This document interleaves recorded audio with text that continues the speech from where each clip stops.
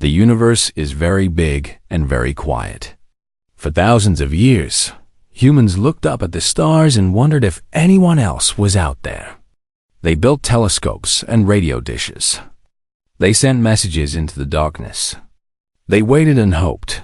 Lieutenant Commander Yuki Tanaka worked at the Deep Space Monitoring Station on the dark side of Earth's moon.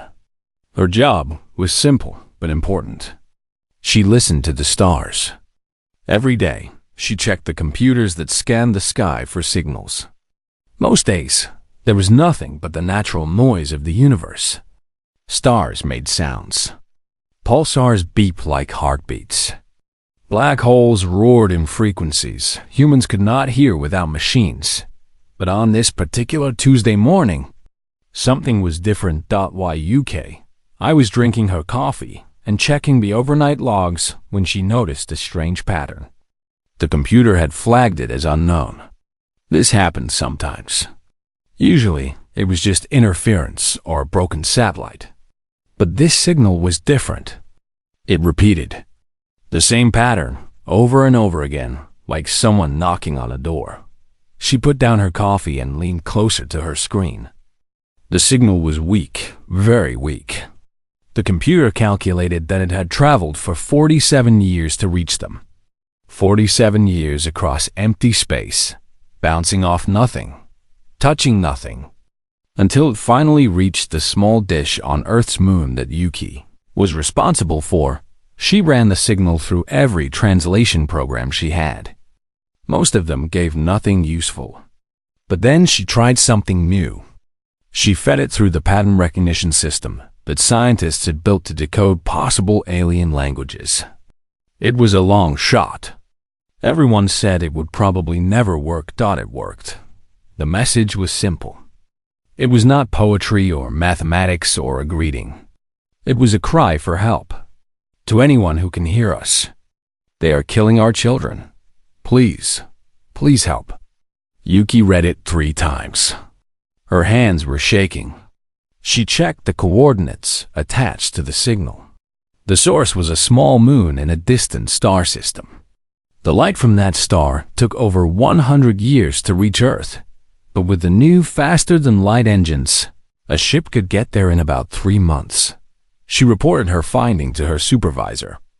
Within an hour, the message had been verified by 3 independent teams. Within 6 hours, it had reached the offices of the United Nations on Earth. Within 2 days, every major government on the planet knew what had been found. Humanity had received its first message from another intelligent species. And that message was a scream. The United Nations Emergency Council met in Geneva. The room was full of important people. Presidents and prime ministers and generals and scientists all sat together, watching a screen that showed the simple, terrible words of the message. Some argued that it was not their problem. The signal was old. Whatever was happening had been happening for nearly 50 years. Perhaps it was already over. Perhaps there was no one left to save. And even if there was, what right did humans have to interfere in the affairs of species they had never met? Others argued the opposite. If humanity ignored a cry for help, what did that say about them as a species? They had the ships. They had the weapons. They had the ability to travel to that distant moon. The only question was whether they had the will. Admiral Chun Wei was a small woman with gray hair and calm eyes. She had commanded the UN space fleet for 15 years. She had never fired a shot in anger.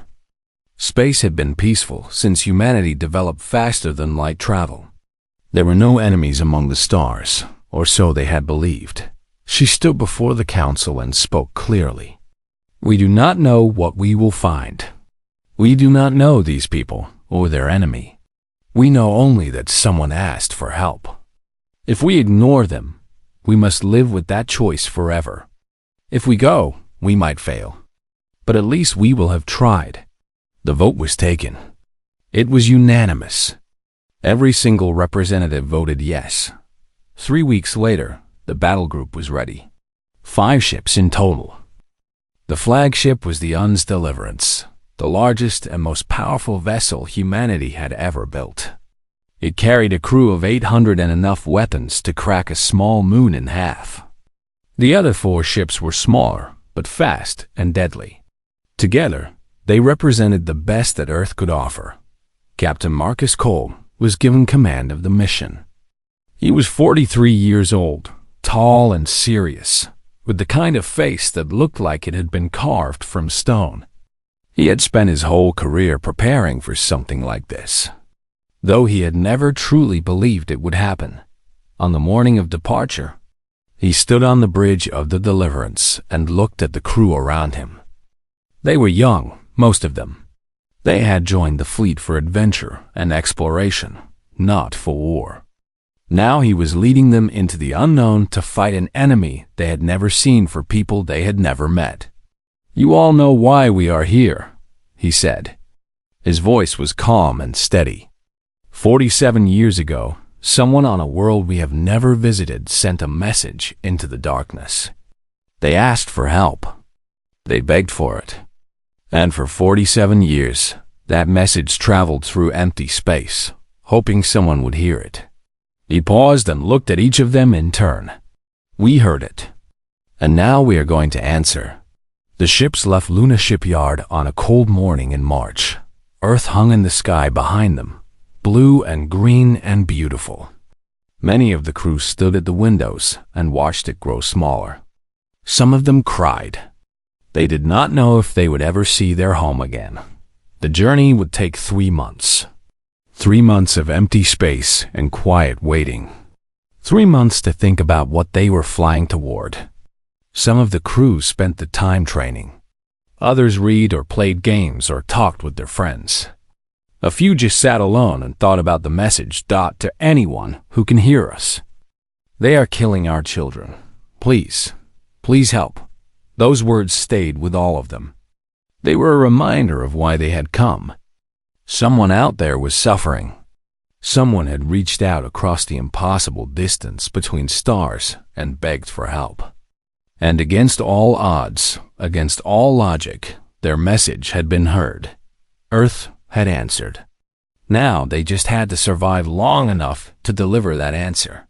Captain Cole stood alone on the bridge during the night shift, watching the stars streak past the windows as the ship traveled faster than light. Somewhere ahead, in the darkness, a small moon orbited a gas giant.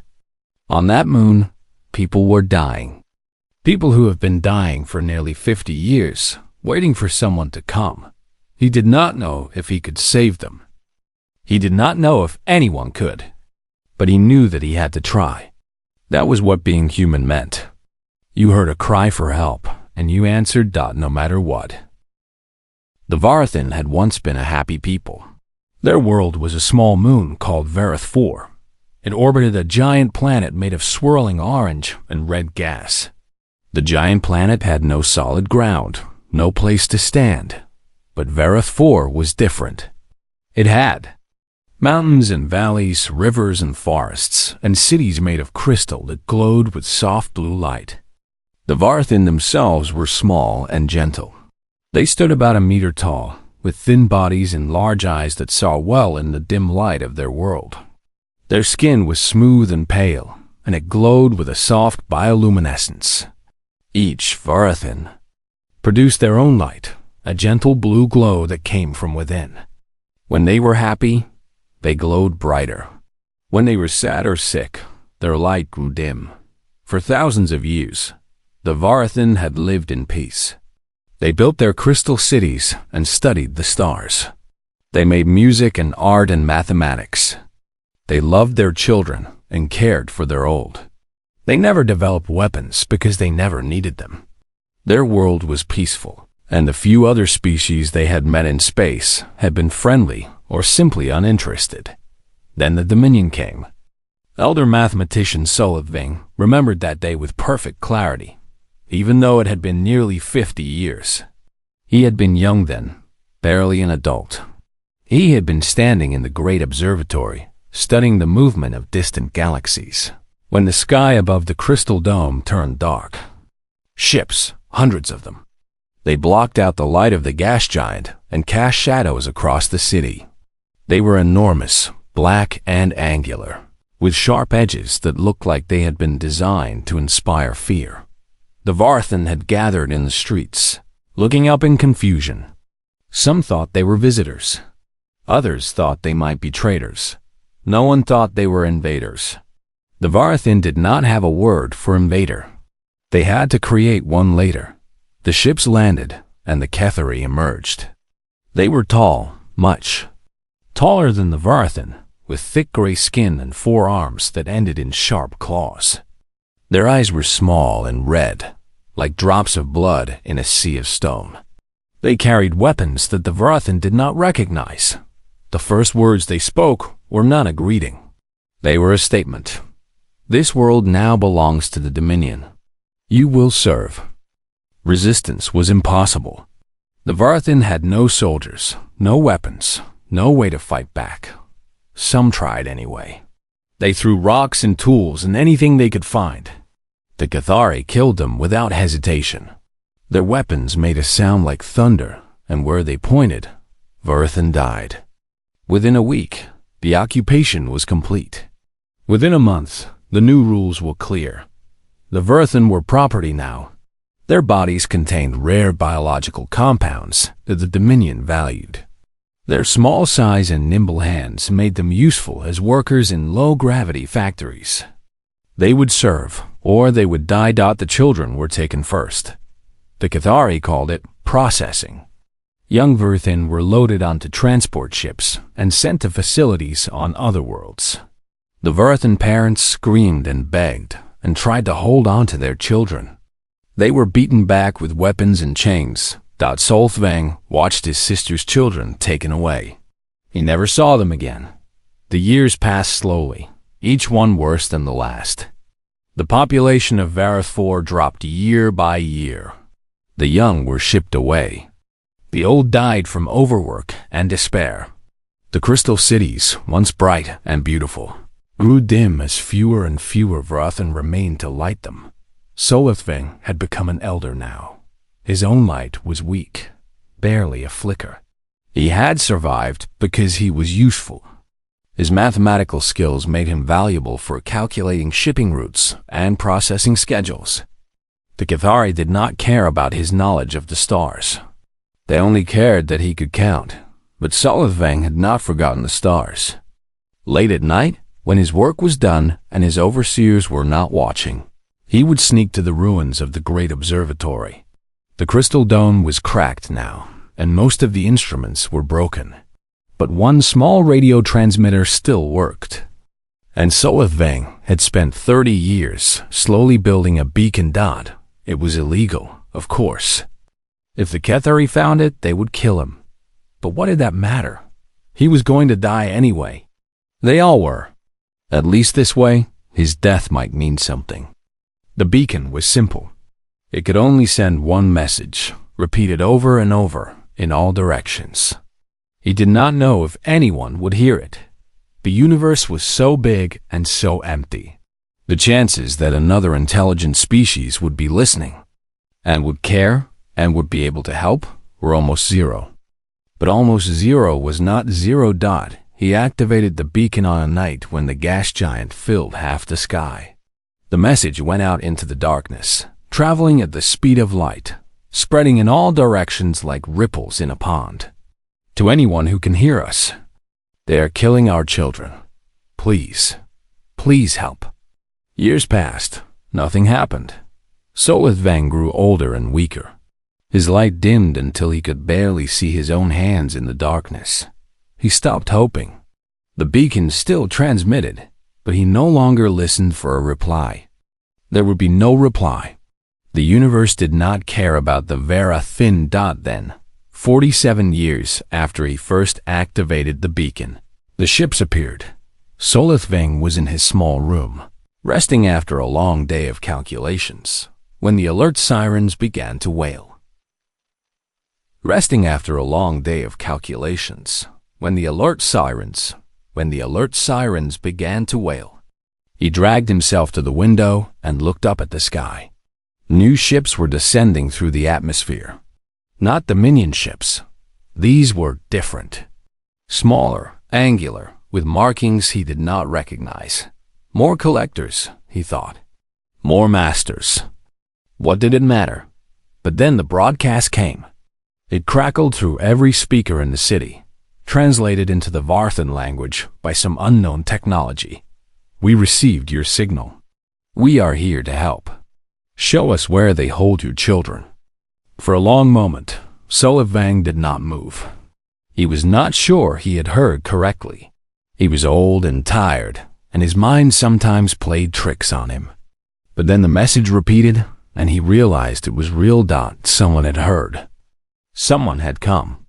For the first time in nearly 50 years, Solithvin's light grew bright again. He wept, and his tears glowed blue as they fell down his face. The universe had answered. Captain Marcus Cole had been trained for many things. He knew how to command a ship in combat. He knew how to navigate through asteroid fields and solar storms. He knew the protocols for meeting alien species, the careful steps designed to prevent misunderstanding and conflict. None of his training had prepared him for this. The Deliverance hung in orbit above Vareth IV, and the sensor data scrolled across his screen in an endless stream of horror. The moon below was occupied. That much was clear. Massive industrial complexes covered what had once been beautiful crystal cities. Guard towers stood at every intersection. And in the northern regions, where the ground was frozen and barren, the thermal sensors showed mass graves.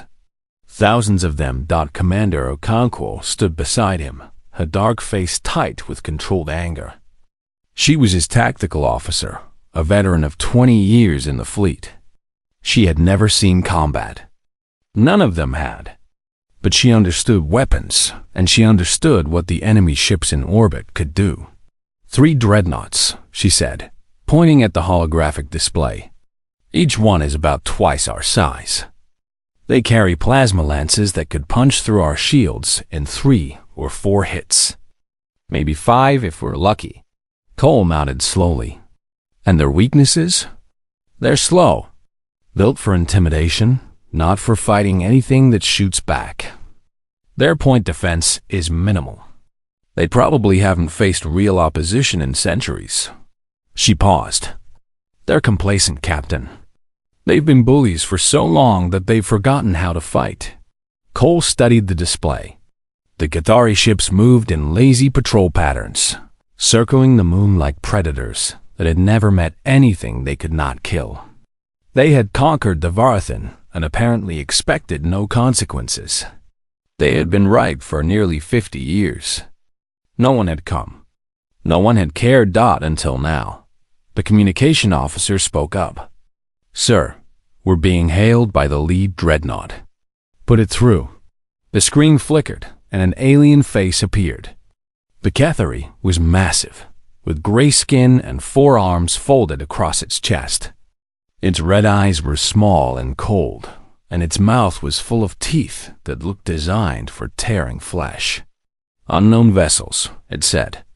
The translator rendered its voice as flat and bored.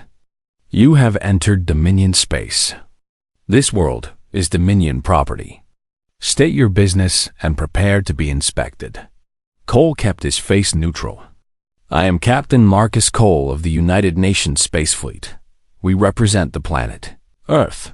We received a distress signal from this world 47 years ago. We are here in response to that signal. The Cathari's eyes narrowed slightly. There is no distress here. This world has been part of the Dominion for 600 years. The creatures who live here are our subjects. They belong to us. They ask for help. They are property. Property does not ask for anything.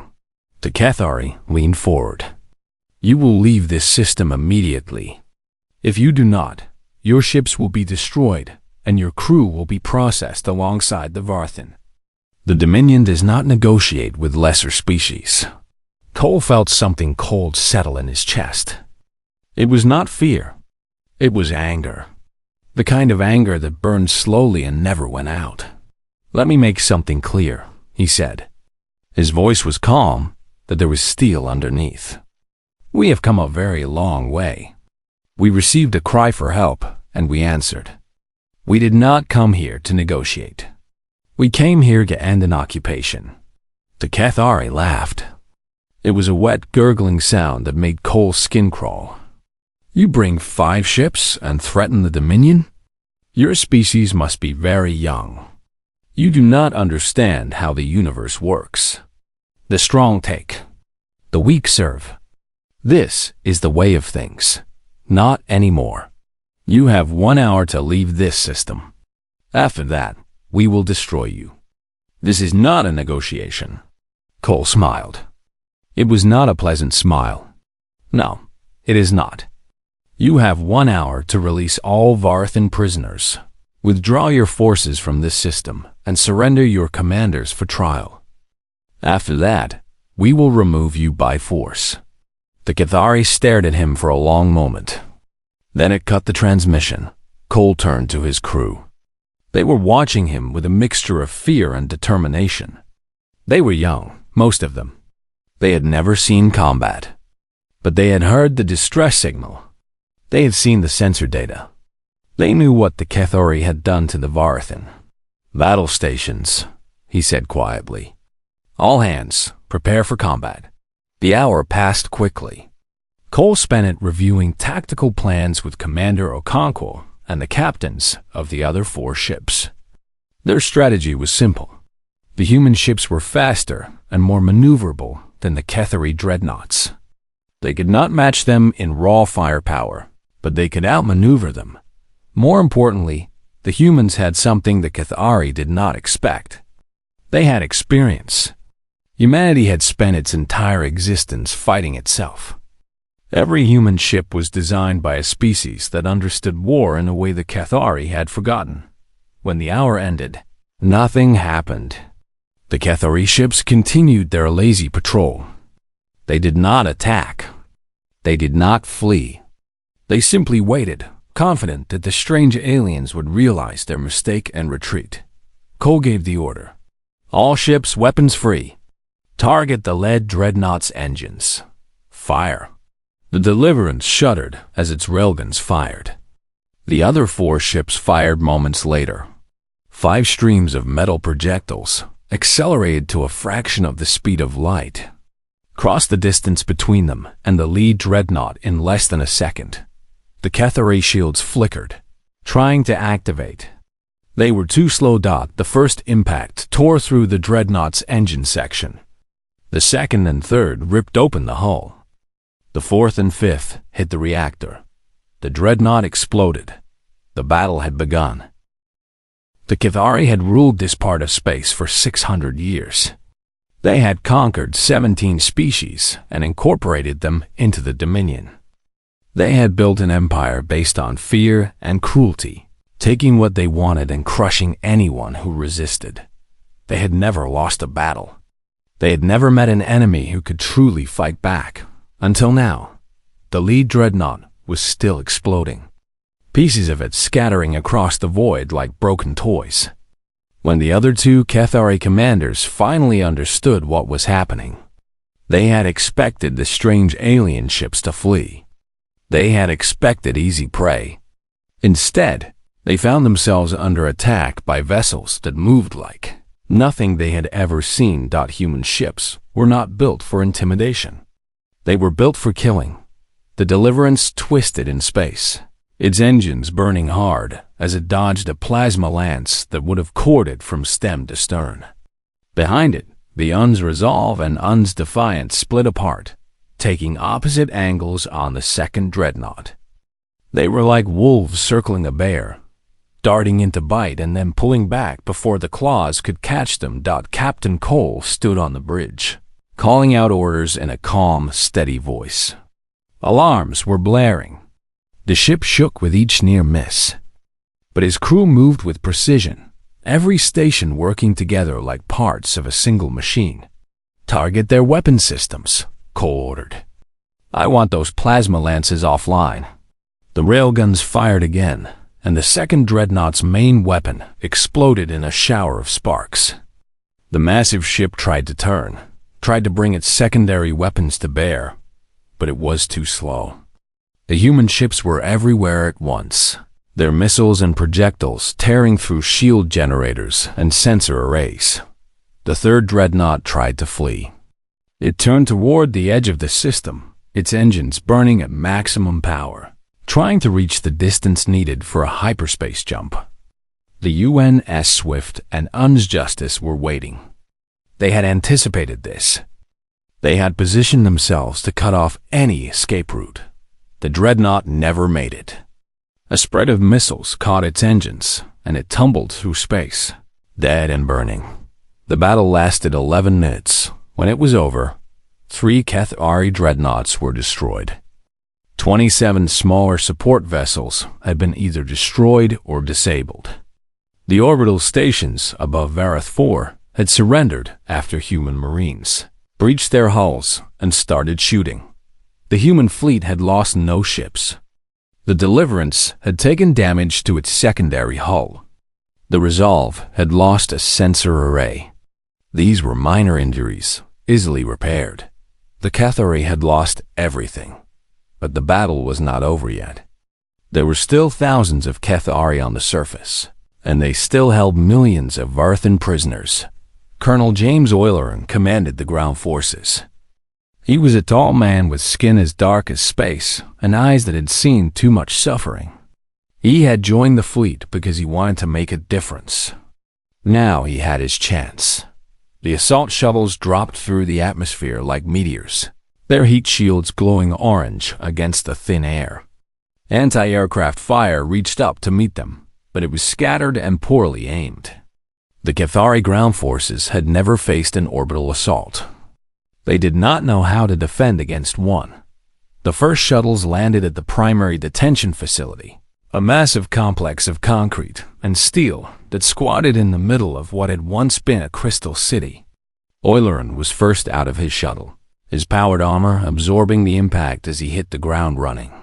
The Cathari guards tried to stop them. They had plasma rifles and shock weapons and centuries of experience in crushing helpless prisoners. They had never fought humans in powered armor. Oileron's squad tore through them like a storm. The sounds of battle echoed through the facility. Screams and gunfire and the sharp crack of railgun rounds. Oileron led from the front, his armor scorched and dented but still functional. He kicked down doors and shot through walls and never stopped moving. They found the prisoners in the lower levels. Thousands of Varthan locked in cells barely large enough to stand in. Their lights were dim, their bodies marked with scars from years of abuse. Many of them cowered when the doors opened, expecting more pain. "It's okay," Oileron said, his voice rough with emotion. He lowered his weapon and held up his hands. "We're here to help. You're safe now." The Varthan stared at him with huge eyes. They did not understand his words, but they understood his tone. Slowly, carefully, they began to emerge from their cells. One of them, an elder with barely any light left in his body, approached Oileron. He reached out with a trembling hand and touched the human's armored chest. "You came," he whispered. "You actually came." Oileron nodded. His throat was tight, and he did not trust himself to speak. The Cathari commander of the facility was found hiding in his office. He was large, even by Cathari standards, with gold decorations on his uniform that marked his high rank. When Oileron's squad dragged him out, he demanded to know what right these humans had to interfere in Dominion affairs. Oileron's answer was a rifle, but to the skull. The liberation continued for 3 days. Every detention facility on the moon was breached and cleared. Every Cathari overseer was captured or killed. The Varthan emerged from their prisons, blinking in the dim light, struggling to believe that their nightmare was finally over. Not all of them had survived. Many had died in the years of occupation. Many more had been shipped off-world and might never be found. But thousands remained, and those thousands were now free. The humans stood guard while the Varthan wept and held each other and began the long process of healing, On the bridge of the Deliverance, Captain Cole watched the surface operations through satellite feeds. He saw the prisoners emerging. He saw the Chethari being led away in chains. He saw the first Varathan children laughing and playing in the ruins of their crystal cities. He had come to answer a cry for help. He had not known if he could succeed, but they had done it. They had actually done it. For the first time in days, Cole allowed himself to smile. The news of what happened at Varath 4 spread across the galaxy like wildfire. The Dominion was furious. They sent diplomatic messages filled with threats and demands. They wanted the humans to return the Varathan to their control. They wanted the captured Chethari commanders released. They wanted compensation for the destroyed ships and damaged facilities. Earth's response came from the newly formed Stellar Command, a unified military organization that represented all of humanity. The message was broadcast on every frequency the Dominion monitored. We received a cry for help. We answered. If that offends you, come teach us the error of our ways. We will be waiting. The Dominion never came. They gathered their fleets at the border of their territory. They made speeches about the inevitable punishment that would fall upon humanity. They promised that Earth would burn and its people would be enslaved. But they did not attack. The truth was simple. The Dominion had watched the battle at Varath 4. They had analyzed the sensor data from the ships that had escaped. They had seen how quickly and efficiently the human vessels had destroyed their dreadnoughts. And they were afraid. For the first time in 600 years, the Dominion faced an enemy they could not easily crush. And they did not know what to do about it. But something unexpected happened as the weeks passed. Other species began to reach out to humanity. Not the Dominion, but the species they had conquered.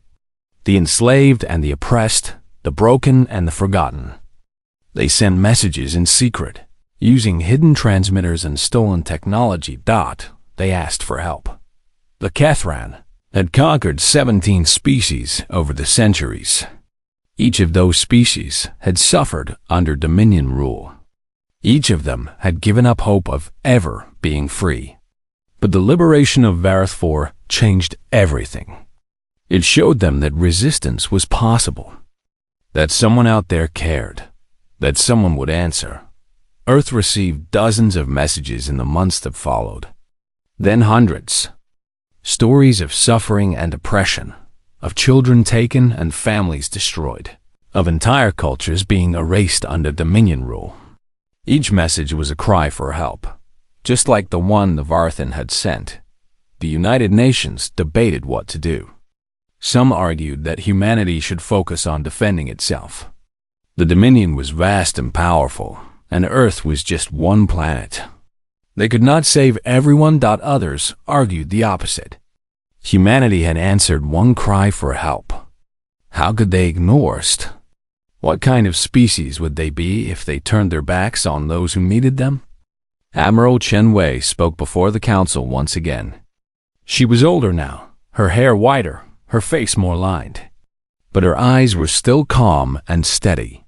We did not choose this fight, she said. We were simply looking at the stars when a message found us. A message from people we had never met, asking for help.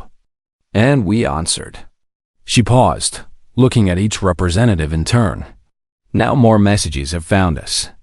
More people, asking for the same thing. We can't pretend we did not hear them. We can focus on ourselves and hope the Dominion leaves us alone. But that is not who we are. She straightened her shoulders. We are humans. When someone cries for help, we answer. That is what we do. That is what we have always done. The vote was taken. It was not unanimous this time. Some representatives voted no, afraid of the consequences. But the majority voted yes. Humanity would fight. On Varath 4, the reconstruction had begun. The crystal cities were being rebuilt, their shattered spires rising once again toward the sky. Varathan, who had been born in prison camps, walked the streets of their ancestors for the first time. Children played in gardens that had been dead for decades, their laughter echoing off the new walls. Elder mathematician Solothvang was there to see it. His light was stronger now, brighter than it had been in years. The humans had brought medicine and food and hope, and the Varathan were healing. Captain Cole had stayed behind with a small garrison to help with the reconstruction. He stood with Solothvang on a hilltop overlooking the largest city, watching the sun set behind the gas giant. The sky was painted in shades of orange and red, and the crystal buildings glowed with the light of the Varathan inside them. "I have a question," Solothvang said. His voice was quiet, almost a whisper. "I have wanted to ask it since you first arrived." Cole nodded. "Ask, why did you come?" The elder's large eyes were fixed on the human. "You did not know us. You had nothing to gain. The journey was long and dangerous. You could have died. All of you could have died. Why did you risk so much for strangers?" Cole was silent for a long moment. He thought about the distress signal, traveling through space for 47 years. He thought about the vote in Geneva, unanimous despite the fear. He thought about his crew, young and scared, but determined to do what was right. "Because you asked," he said finally. "That's really all there is to it. You asked for help, and we heard you, and we came. But why?" Cole smiled. It was a sad smile, full of knowledge about the darkness that existed in the universe, but also full of hope. Because someone should have come sooner. Because no one should suffer alone. Because when we looked up at the stars, we always hoped we would find friends out there. And when we found you, we could not just leave you to die. He looked at Solothvang, at the gentle blue glow of his skin, at the tears forming in his large eyes. "We're human. It's what we do." Solothvang did not speak. He reached out and took Cole's hand, his small fingers wrapping around the human's larger ones. They stood together in silence, watching the sunset. Two species that had never met until a few months ago now, connected by something stronger than blood. The beacon that had cried into the void for nearly 50 years was silent now. It had done its job. It had brought help. But across the galaxy, in hidden places and occupied worlds, other beacons were beginning to pulse. Other species were sending their own desperate messages into the darkness. They had heard what happened at Varath 4. They knew that somewhere out there, on a small blue planet orbiting an ordinary yellow star, there was a species that answered cries for help. Earth heard them. Earth would answer. The universe was vast and dark and full of cruelty, but it also contained humanity. And humanity had made a choice. They would not look away. They would not pretend they could not hear. When someone cried for help, they would answer. No matter what. No matter how far. No matter who. They would come.